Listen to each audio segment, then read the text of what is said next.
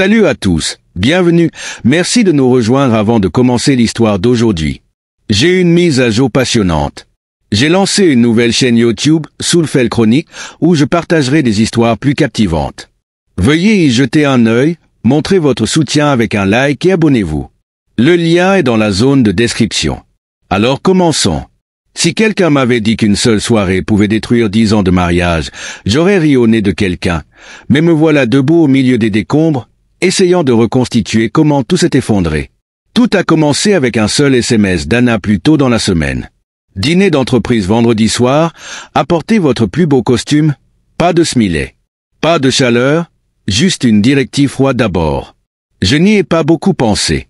Anna avait toujours été la planificatrice, celle qui faisait en sorte que tout se passe bien. Mais il y avait quelque chose dans la façon dont elle évitait le contact toute la semaine.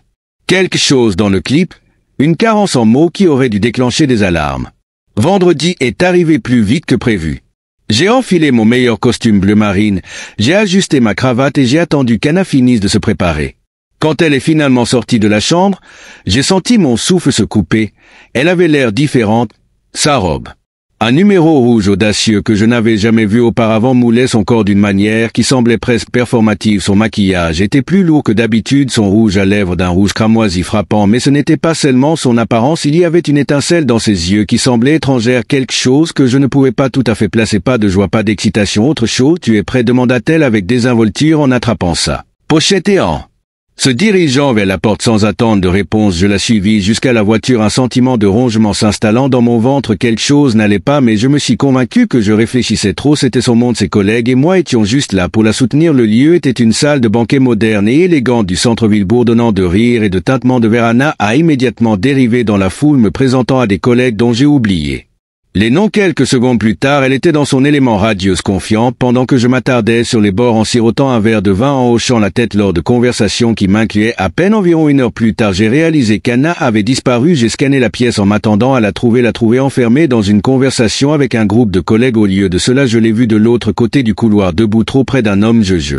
n'ai pas reconnu, grand, impeccablement habillé, dégageant un charme sans effort qui me tordait l'estomac. La main d'Anna reposait légèrement sur son avant-bras alors qu'elle se penchait dans son rire flottant au-dessus du bourdonnement de la foule. J'ai gelé mon esprit en cherchant des excuses. Peut-être qu'il est un collègue, peut-être que c'est une blague interne, peut-être que ce n'est rien, mais au fond je savais mieux que ça. Comme si au ralenti je l'avais vue s'épancher, ses lèvres effleurant les sienne, et elle ne s'est pas éloignée. Le monde autour de moi est devenu silencieux, mon cœur battait dans ma poitrine, chaque nerf de mon corps me hurlait de bouger pour faire quelque chose. Avant que je ne le sache, je traversais la pièce à grands pas vers eux. Ils ne m'ont pas remarqué au début, pas avant que je me tienne juste devant eux. Les yeux d'Anna s'écarquillèrent sous le choc. C'est quoi ce bordel? J'ai exigé, ma voix coupant à travers le bruit. L'homme a reculé, son expression suffisante.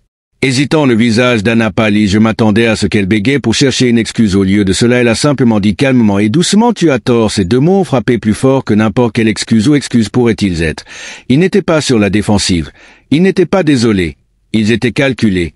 Avant que je puisse répondre, elle s'est retournée et s'est éloignée, me laissant là, seul, humilié, brisé. Je restais figé alors que la pièce continuait autour de moi, inconscient des décombres de mon mariage s'effondrant à mes pieds. Les escaliers, les murmures, les regards de pitié qu'ils enregistraient à peine. Je me forçais à bouger pour trébucher dehors, haletant pour respirer, la fraîcheur. La brise nocturne n'a rien fait pour calmer la tempête qui faisait rage en moi. J'ai sorti mon téléphone de ma poche et je l'ai appelé 2 fois d'affilée sur la messagerie vocale. La 3e fois, il n'a même pas sonné. La panique s'est transformée en colère. Je n'allais pas la laisser mettre ça de côté. Je n'allais pas rester à la maison, me noyer dans le silence, attendre qu'elle s'explique. Je me suis retourné et suis rentré dans le couloir, la cherchant, le cherchant. Tous les deux étaient partis.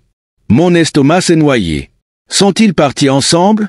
J'ai repéré une collègue d'Anna, Emily. Je crois que son nom était debout près du bar. Je me suis approché d'elle, forçant ma voix à rester calme. As-tu vu Anna? Emily a hésité. Je crois qu'elle est sortie. Peut-être près du parking. Est-elle partie avec quelqu'un? J'ai appuyé. Emily a encore hésité, puis a secoué la tête trop vite. Je ne la croyais pas. Je me suis retourné et me suis dirigé vers le parking. Mon pouls battait fort à chaque pas. Le parking faiblement éclairé était presque vide, mais ensuite je les ai vus. Anna et lui se tenaient à côté de sa voiture. Elle était tendue, les bras croisés, tandis qu'il se penchait dans ses mains, gesticulant comme s'il expliquait quelque chose. La rage m'a envahi sans réfléchir. Je me précipitai vers eux. « Anna !» Ma voix résonna dans le terrain vide. Ils se tournèrent tous les deux. Le choc traversa leur visage, mais il y avait autre chose, quelque chose que je ne pouvais pas vraiment placer. La culpabilité, la peur, que se passe-t-il ici? J'exigeai, ma voix tremblante de fureur. L'homme recula, leva les mains en signe de reddition. « Regarde, mec, ce n'est pas ce à quoi ça ressemble. » J'ai craqué en le pointant du doigt. « N'ose pas me dire que ce que je viens de voir n'est pas ce à quoi ça ressemble. » Anna fit un pas en avant. Son visage était pâle mais ses yeux étaient fixes. « Ce n'est pas ce que tu penses, » dit-elle doucement. Je laissai échapper un rire amer. « Oh vraiment, parce que de là où je me tiens, on aurait dit que tu embrassais un autre homme à une fête à laquelle tu avais insisté pour que j'assiste. Alors Anna, s'il te plaît, éclaire-moi, qu'est-ce que je me trompe exactement ?» Elle hésita. L'homme marmonna quelque chose à propos de nous donner de l'espace et s'éloigna en nous laissant seuls. « Parlez !» J'ai dit d'une voix plus froide que je ne l'avais jamais entendue. Anna expira en tremblant en tripotant l'ourlet de sa robe. « Je ne voulais pas que tu le découvres comme ça. Découvre ce que ma patience avait perdu. » Anna, ses yeux se sont remplis de larmes, mais je n'ai pas hésité, ce n'est pas comme ça, elle a chuchoté, puis aide-moi à comprendre, j'ai exigé qu'elle se taise, ses yeux ont parcouru tout autour à la recherche des bons mots, puis finalement elle a dit quelque chose qui m'a glacé le sang, ce n'est pas seulement à propos de nous, je l'ai regardé, mon souffle s'est arrêté, qu'est-ce que ça veut dire, ses lèvres se sont entr'ouvertes, mais aucun mot n'est sorti, et juste comme ça j'ai su que quoi qu'elle était sur le point de me dire changerait, tout elle m'a regardé avec une expression que je ne pouvais déchiffrer, regret, tristesse, pitié, il y a des choses que tu ne sais pas, des choses que je ne t'ai jamais dites parce que je pensais te protéger, mais maintenant elle s'est arrêtée, secouant la tête, je l'ai regardée, mon esprit s'emballait avec des possibilités, que pouvait-elle bien vouloir dire, que cachait-elle et pourquoi avais-je l'impression que toute ma vie était sur le point de changer, je voulais des réponses, mais quelque chose dans son ton me disait que la vérité allait faire bien plus mal que tout ce que j'avais imaginé. Anna se tenait là silencieuse comme si elle pesait, si elle devait me dire quelque chose ou le garder enfoui pour toujours. Son hésitation n'a fait qu'alimenter ma colère, je n'allais pas la laisser partir sans expliquer ce qui venait de se passer. Anna, arrête de jouer à des jeux. J'ai dit, ma voix plus froide que je ne l'avais jamais entendue. Que veux-tu dire par là? Que ce n'est pas seulement à propos de nous, que m'as-tu caché exactement? Elle a tressailli comme si mes mots l'avaient physiquement frappée, mais ensuite elle s'est redressée et a croisé mon regard. Je n'ai jamais voulu que tu le découvres comme ça, elle a dit doucement. Découvre ce qu'est Anna. J'ai appuyé en me rapprochant, que tu te faufilais dans mon dos, que tu me mens depuis Dieu sait combien de temps, ou y a-t-il plus que ça? Un numéro de cirque que tu essaies de garder caché. Des larmes lui montèrent aux yeux, mais je n'étais pas tombé dans le panneau cette fois. Au fil des années, je l'avais vu pleurer et j'avais été celui qui la réconfortait pour la rassurer quand la vie était dure, mais c'était différent cette fois. Ses larmes semblaient manipulatrices, comme si elles étaient censées détourner l'attention de la vérité. Finalement, elle prit une profonde inspiration et dit que ce n'est pas ce que tu penses, alors explique.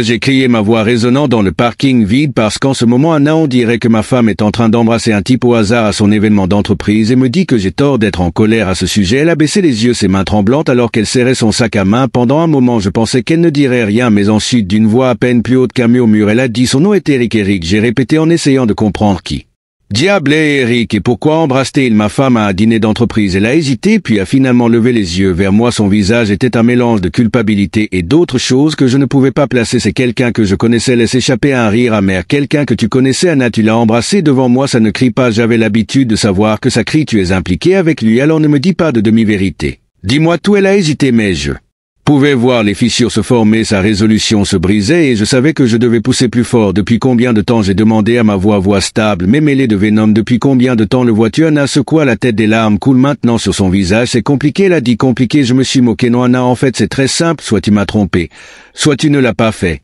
C'est quoi? Son silence était assourdissant finalement après ce qui m'a semblé une éternité. Elle a dit, ce n'est pas comme ça, Eric n'est pas juste un type au hasard. Mon estomac s'est arrêté, son ton n'était pas sur la défensive, ce n'était pas dédaigné, c'était plein de quelque chose de plus profond, quelque chose de plus sombre. Qu'est-ce que ça veut dire? J'ai demandé à ma voix plus doucement. Maintenant elle détourna le regard, ses mains tremblaient alors qu'elle essuyait ses larmes. Il est de mon passé, elle a dit, avant que toi et moi nous rencontrions. Je fronçai les sourcils. Et alors?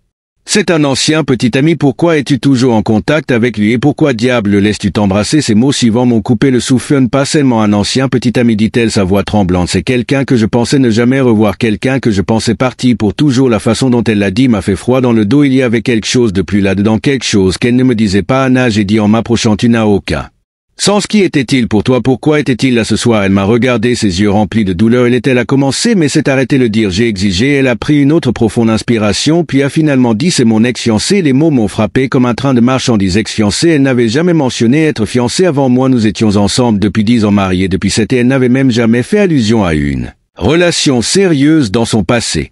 Je ne te l'ai pas dit parce que je ne pensais pas que cela importait. Elle a continué, sa voix brisée. Je pensais qu'il était parti. Il a disparu de ma vie il y a des années. Je ne m'attendais pas à le revoir et puis il est arrivé à mon bureau il y a quelques semaines. Je l'ai regardé en essayant de comprendre ce qu'elle disait. Alors ce qu'il fait, c'est qu'il apparaît et tu retombes dans ses bras. C'est ce qui s'est passé, Anna. Non, dit-elle rapidement en secouant la tête. Ce n'était pas comme ça.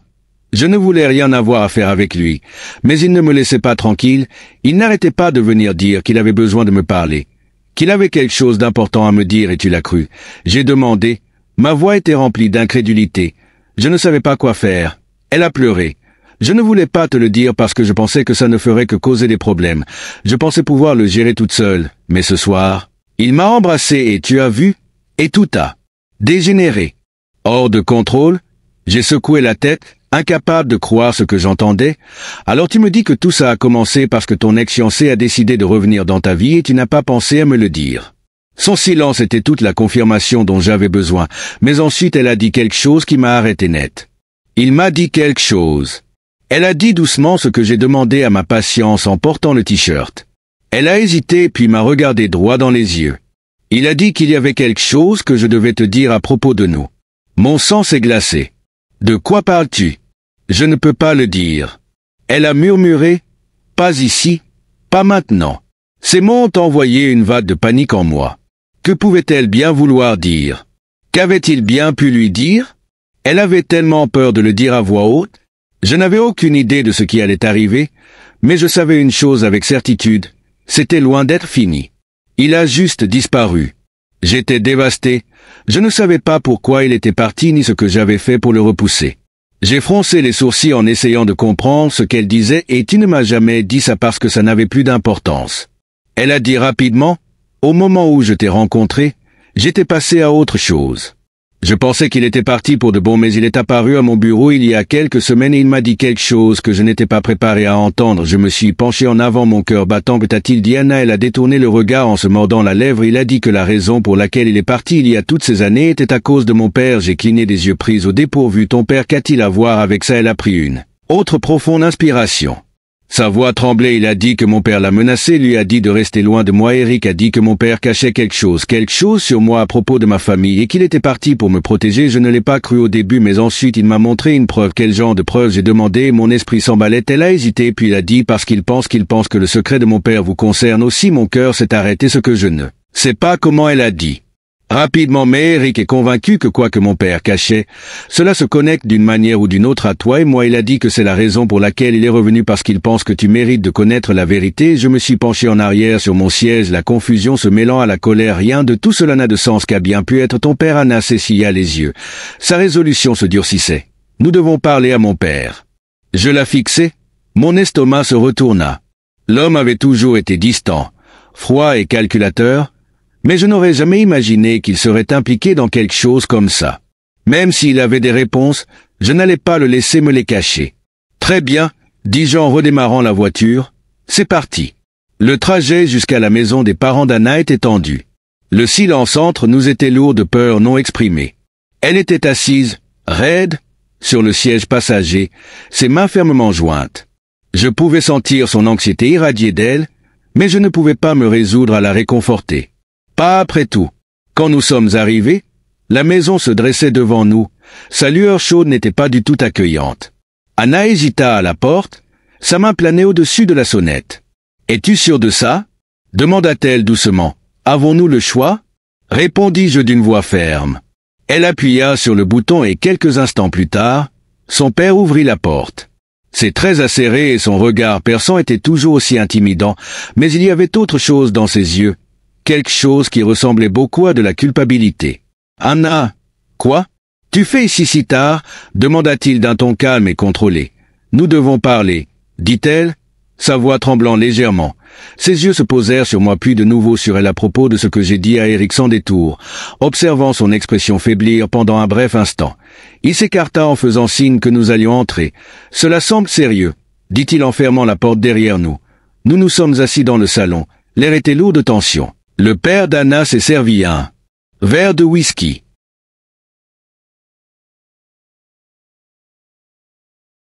Ses mains stables malgré le poids de la conversation qui était sur le point de se dérouler commencent à parler, dis-je brisant le silence. Pourquoi as-tu menacé Eric? Que caches-tu? Il prit une longue gorgée de sa boisson avant de poser le verre. Je suppose que ça ne sert à rien de le nier, dit-il, dit sa voix basse. Anna se pencha en avant, les yeux écarquillés. Papa, que se passe-t-il? Quelle est la vérité? Eric n'arrête pas de parler de son père, soupira lourdement, l'air plus vieux que je ne l'avais jamais vu. Il y a des choses que tu ne sais pas, Anna, des choses que j'ai faites pour te protéger, me protéger de ce qu'elle a exigé de lui, dit-il, sa voix sèche. Eric n'était pas celui que tu pensais qu'il était, il avait ses propres secrets, dangereux secrets. Je lui ai dit de partir parce que je ne voulais pas que tu sois impliqué dans son désordre. Quel genre de désordre? J'ai demandé, ma patience amenuise. Il hésita, son regard se déplaçant entre nous. C'est compliqué, dit-il. Enfin, n'arrête de dire ça, Anna. Craqua sa voix se brisant. Dis-nous juste la vérité. Le visage de son père se durcit, et pendant un moment j'ai pensé qu'il ne répondrait pas, mais ensuite il a dit Eric était impliqué dans quelque chose d'illégal, quelque chose qui aurait pu le détruire, et toi, si jamais ça venait à la lumière. Les yeux d'Anna se remplirent de larmes. Pourquoi ne me l'as-tu pas dit? Parce que je ne pensais pas que tu pourrais le supporter, dit-il doucement, et parce que je ne voulais pas que ça te gâche la vie. La pièce devint silencieuse alors que nous essayions de traiter ces mots, mais quelque chose dans son explication ne me convenait pas. Il y avait plus dans l'histoire, j'en étais certain. Les mains d'Anna tremblaient alors qu'elle fixait son père. Tu m'en dit-elle, sa voix à peine au-dessus d'un murmure. Tu ne nous dis pas tout. La mâchoire de son père se serra. Je t'ai dit ce que tu devais savoir. Je me penchai en avant, ma colère bouillonnait. Non, tu nous en as dit juste assez pour te faire passer pour le héros. Mais je n'y crois pas. Si Eric était si dangereux, pourquoi est-il revenu maintenant? Pourquoi risquerait-il de revoir Anna? Si tu l'as effrayé il y a des années, son père cède, se frottant une main sur le visage, parce qu'il pense avoir quelque chose à prouver. À qui? Je t'ai demandé, dit-il en me regardant droit dans les yeux. Je me suis figé. Ce qu'il est revenu pour toi, répéta-t-il, sa voix lente et délibérée. Pas Anna, pas moi. Tu avais l'impression que l'air avait été assommé de moi. Ça n'avait aucun sens.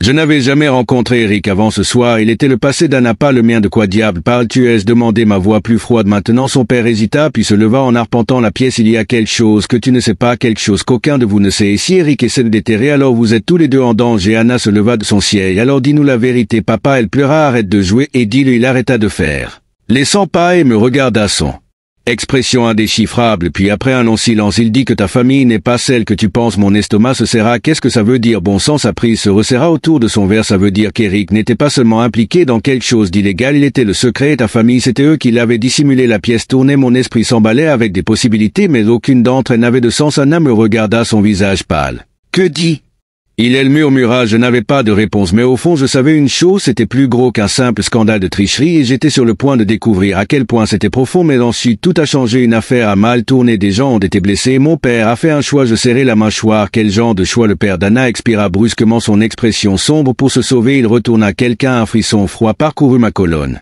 vertébrale. Qui sont?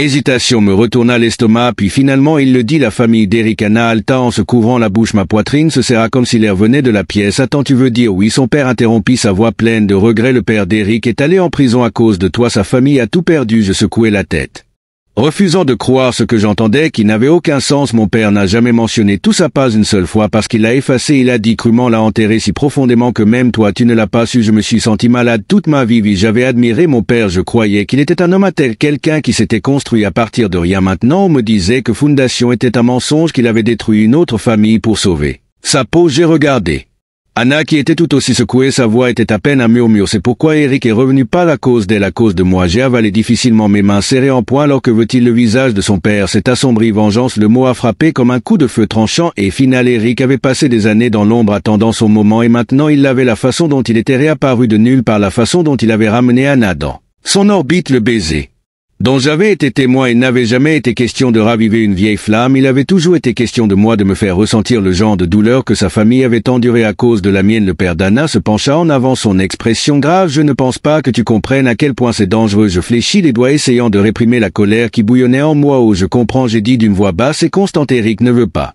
juste prendre ma femme, il veut démanteler ta vie. Le père d'Anna a confirmé, le pire Il a failli le faire, Anna laissa échapper un souffle tremblant. Papa, pourquoi ne m'as-tu jamais dit ça? Pourquoi je le découvre seulement maintenant? Son père a hésité parce que je pensais que c'était fini. Je pensais qu'Eric était passé à autre chose. Mais quand j'ai vu son nom réapparaître, j'ai su que j'avais fait une erreur. Je savais qu'il retrouverait son chemin vers toi. J'ai passé une main sur mon visage. Mon esprit s'emballe. Alors quoi maintenant? Que veut-il? Les lèvres de son père pressées en une fine ligne. C'est le problème, s'il voulait juste te faire souffrir, il l'aurait déjà fait. Il ne cherche pas l'argent, il ne cherche pas seulement Anna, il cherche quelque chose de plus grand. Une réalisation s'est écrasée sur moi comme un train de marchandises. Mon père, le père d'Anna, a hoché la tête d'un air sombre. Oui, Eric veut abattre ton père, tout comme ton père a abattu le sien. Anna les yeux écarquillés, mais c'est un vieil. Oh, maintenant il est à la retraite, que pourrait bien lui faire Eric? J'ai expiré brusquement. Il n'a rien à lui faire, il a juste besoin d'exposer la vérité, ramener tout à la lumière. Si cela arrivait, tout l'héritage de ma famille s'effondrerait, mon père perdrait tous les doigts d'Anna se resserrèrent autour des miens. Que faisons-nous pendant des années? J'avais vécu dans une ignorance bien heureuse, croyant que ma vie était construite sur une terre solide, mais maintenant les fissures apparaissaient et j'avais un choix à faire: laisser Eric détruire ma famille ou le battre. J'ai pris une respiration lente et régulière. Nous le trouvons, j'ai dit, et nous terminons cela avant qu'il ne soit trop tard. Et juste comme ça, le jeu avait vraiment commencé, chers auditeurs. Veuillez partager vos pensées dans la section commentaires ci-dessous et n'oubliez pas d'aimer, partager et vous abonner.